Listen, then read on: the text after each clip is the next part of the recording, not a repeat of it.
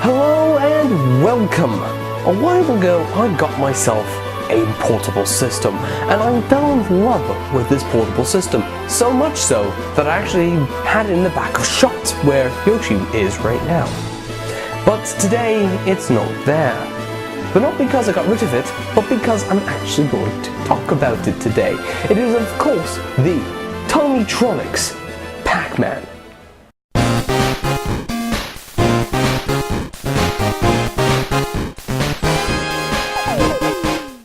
Check out Kid Kong from us at 16-Bit Games. It uses our latest controller interface, which allows you to play the game in both portrait and landscape. Check it out, and the link's in the description. The TomyTronics Pacman machine was made in 1981 and it was supposed to be a portable version of the arcade game. However, because this is 1981 and portable technology was not near good enough to emulate a Game Boy, it struggled to try to emulate Pac-Man. As a result, it was an LCD style game which tried its best to emulate the gameplay from the arcade game. I can sum up all that's wrong with TomyTronics' Pacman in one sentence. Pac-Man can only eat in the direction he's facing, which means that the amount of options that you have is very limited since you can't really move right, and the more dots you eat means that the amount of areas which you need to visit shrinks. The ghosts have a very predictable pattern, which means that when you go through the stages you'll eventually default into a very dominant strategy, which will result in you just going through the same stages over and over again, repeating. And since the difficulty sort of stays stagnant until you get a third ghost, which doesn't really add much, the game itself becomes boring, repetitive, and ultimately not enjoyable. Do you hear those ticks in the background? Those ticks determine who moves. One tick you move, next tick the ghost moves, and it repeats endlessly. Your entire input is based on when that tick happens, so you can mash whatever direction you want to, but it will have no impact on the actual game until that tick happens, which makes the game feel very uncontrollable. The buttons themselves are quite mushy, which makes the game feel not that enjoyable. As a result, the game doesn't play nicely, and because the game itself is boring, it makes it so much more tedious. The objective of TomyTronics' Pacman is the exact same as the regular Pacman.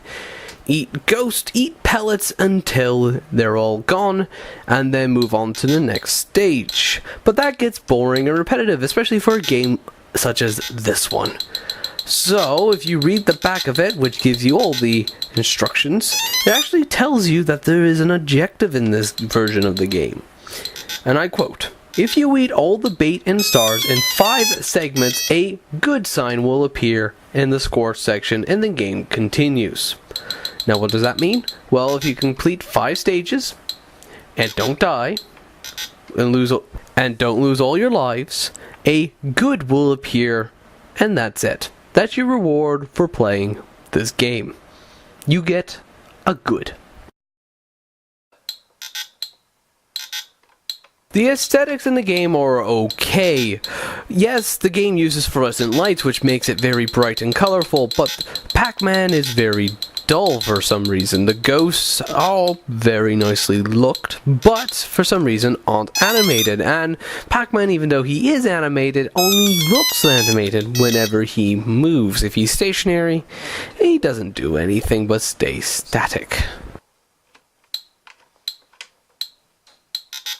Yes, there is. The only good thing about TomyTronics' Pacman has nothing to do with the gameplay, but has everything to do with unplugging it from the wall and just looking at it. This is by far the most gorgeous portable system that I've ever laid my eyes on. It's just a shame that the game that was built into it isn't as good. As a home version of Pac-Man, TomyTronics' Pacman does a rubbish job at emulating the arcade game. In fact, the Atari 2600 version is a million times better. But, as a piece of decoration, you cannot beat it. Nothing looks like it, and nothing can be as functional as it. Yes, it's rubbish, but it looks gorgeous.